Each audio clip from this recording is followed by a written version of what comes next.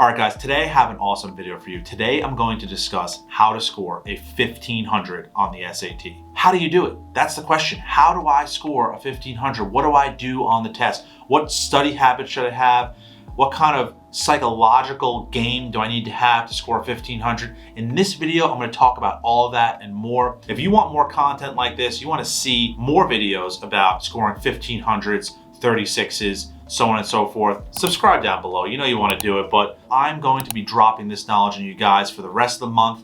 So let's get into it. What's going on YouTube? Nick the Tutor here, and I'm back again with an awesome video today to discuss a very controversial topic, how to receive a 1500 on the SAT. So let's get into it. All right, so just a little bit of factual background on this first that I want to get in with you guys. 5% of students get over a 1400, and actually a fractional percentage, less than 1%, get over 1500. I know that's probably hard to believe because every single kid you know got a 1500, but it's just not true. It's a very, very small percentage. Maybe you just have smart friends. I don't know, but just wanted to throw that out there so anyone who doesn't have a 1500, you don't want to feel bad about it. But let's get into the X's and O's of how you do it. Now, I'm going to draw this up for you like a football play. Every single piece on the field, all the players, right, all of your pieces, all your study habits and all your materials and all that stuff, they need to be in the right position. You need to have the right motivations, you need to have the right materials, and you need to have the right prep plan. So let's go over some basics, guys. In order to score a 1500, you're going to want to get somewhere in the ballpark of around 52 to 54 math questions correct to net something in the 700s. For reading out of 52, you're probably going to want to get something in the high 40s, maybe 48, 47.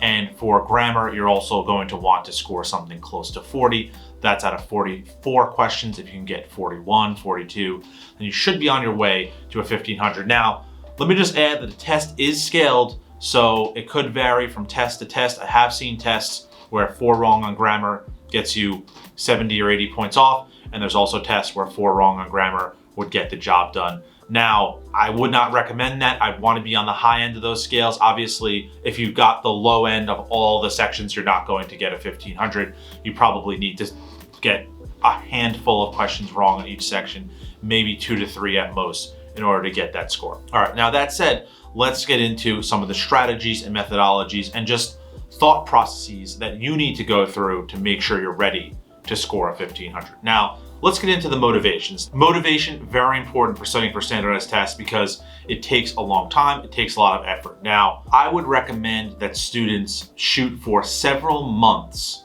of preparation if they do want to receive a 1500. Now, why do I say that? Yeah, if you're really close, if you have a 1450, then maybe you don't need months, but we're going to talk about like the average, above average student, someone in the 12s, 13s.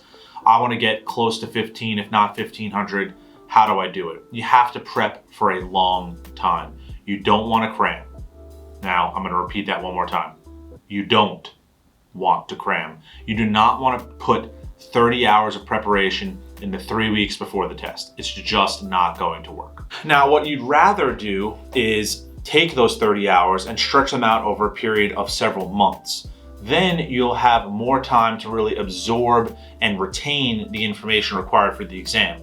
You'll also have some time to change up your strategy and, I guess, adjust how you're going about the exam. So it's not just about learning the material, it's about taking the test well. So number one, motivating yourself to study for a long time, several months, is very important. Now, what's a good motivation? I guess you could say, I want to get into Yale, or I want to impress my friends, or my parents told me I need to do it. I mean, look, self-motivation is probably the best, but you need some kind of motivation. You're not just going to okay, I don't care, boom, 1500. Like, I guess that could happen. Maybe I was like that when I was a kid, but it's tough, right? You'd rather have a concrete reason why you want a certain score. Now, that's just because I'm a goal-oriented person. Now, beyond that, what else do we need to do? In terms of motivation, the next thing that you really need to do that ties in with motivation is be consistent. As I said, you don't want to cram this in a few weeks before the test. You want to say pick 6 months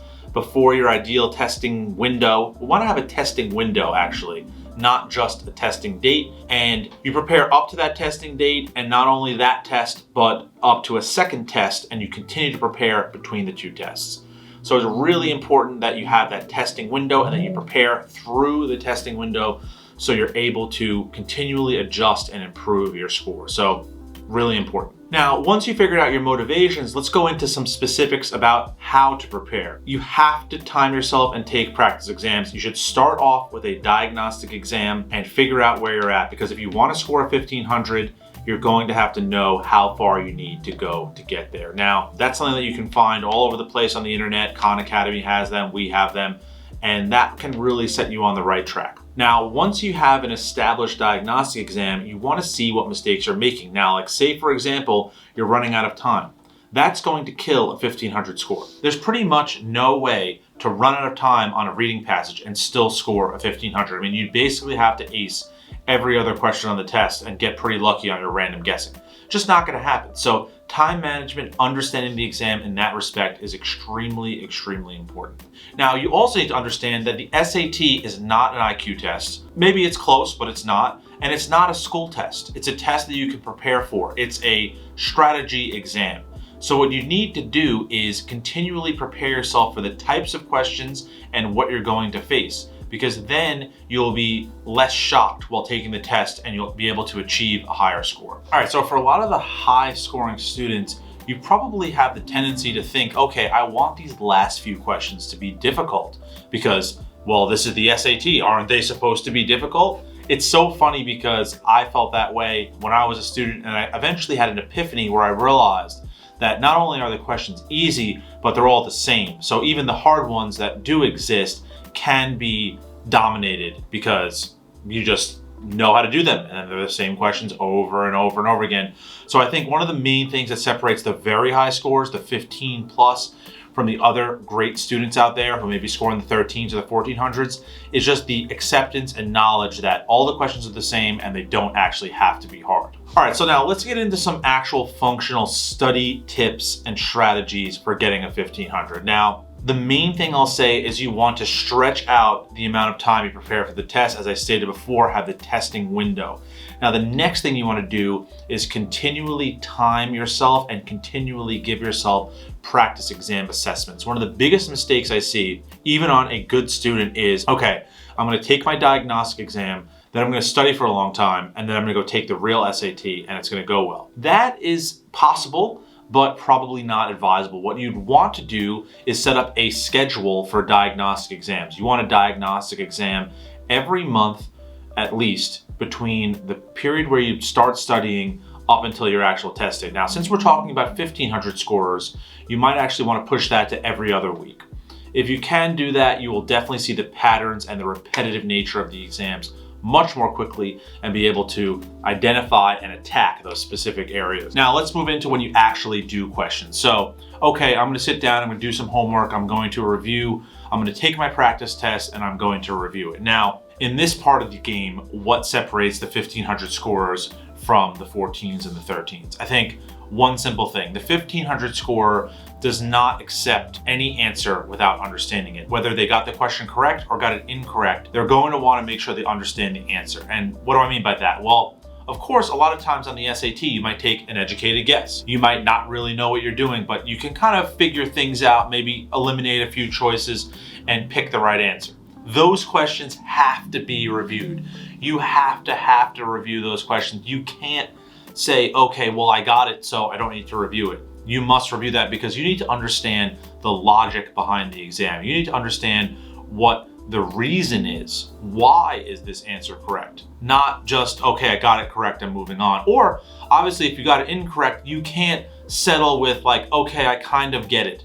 Like, that's never going to get you to 1500. You have to say, I'm going to make sure that I sit here until I understand why each wrong answer choice is wrong and why each correct answer choice is correct, or why the one correct answer choice is correct. But that kind of breakdown and analysis of each answer choice really can take you to the next level, and I highly recommend that any student wants 1500 does that. All right, so how many hours per week theoretically should you spend studying? My benchmark for the 1500 student is at least 5 hours per week. Now, that involves probably 3 hours per week to do test questions, another hour to at least to review those questions, as well as review the correct answers, and then another hour on top of that, maybe more, to study and try to bring up some of the weak areas that exist with the content, maybe memorize formulas, grammar rules, so on and so forth. So I would really shoot for 5 hours per week if you want to score in the 1500s, and you'd probably want to push that for several months. Maybe you could do 3 or 4 hours per week, but at the end of the day, that's going to add up to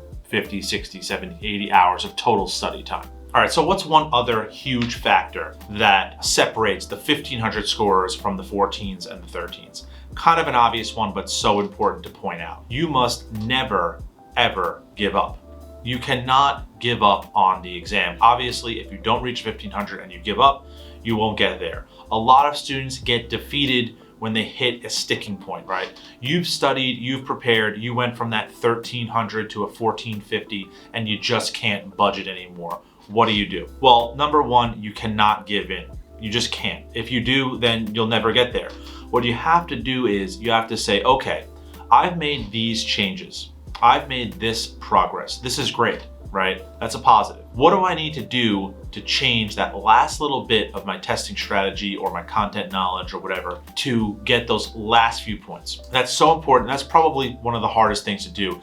Self-assess, right? You need to self-assess and say, what am I doing wrong? Because you're the one taking the test, and accepting that responsibility and accepting that and saying, I'm going to strive to get better, and I'm going to evaluate myself and say, what can I do better to do better on this test? That's exactly how you'll really break through that shell of 1450, say. All right, guys, so now you have the mindset, you have the mentality, you have the understanding of what you need to do to get to 1500. What are some of the final things that we can really tighten up? Now, it need not be said, you need to know all the math formulas, you need to know all of the grammar rules, you need to just have all that down. I can't stress that enough. You can't be losing points because you forgot a formula. Like, you just have to know it. That will really help you get there. I've seen so many bright students who are just very intelligent, but they don't study much, get stuck in the 14s because they just can't, they just need to memorize. I mean, you just have to do it. So just clearing that out of the way. The last thing and the most important thing, guys, that I cannot stress enough is you need to have the confidence. Confidence, baby. Confidence. You need to believe that you can get a 1500 on the test. If you don't feel in your own, in your chest that you can get a 1500 on the dang SAT, you're not gonna get it, right? It's a test of confidence, it's a test of strategy, it's a test that can be very emotional, it can be difficult mentally to get through, it's arduous, it's stressful, but if you feel that you can dominate it, that you can beat it, then you can get a 1500. So the last piece is the confidence. You need to have the confidence. I've seen many students over the years simply convince themselves, I can get a 1500 and get it. I know that sounds crazy, but having confidence goes a long way.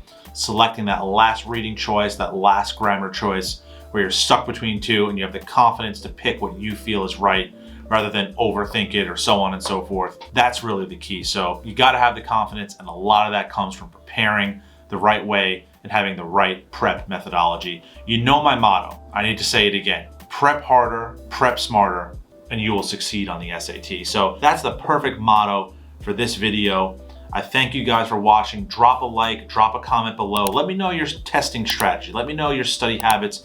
You have something unique you wanna discuss, let me know. I really want to hear what you have so I can help guide you guys in the right direction. But at the end of the day, once again, confidence is key. Prep harder, prep smarter, you can achieve your goals. See you guys.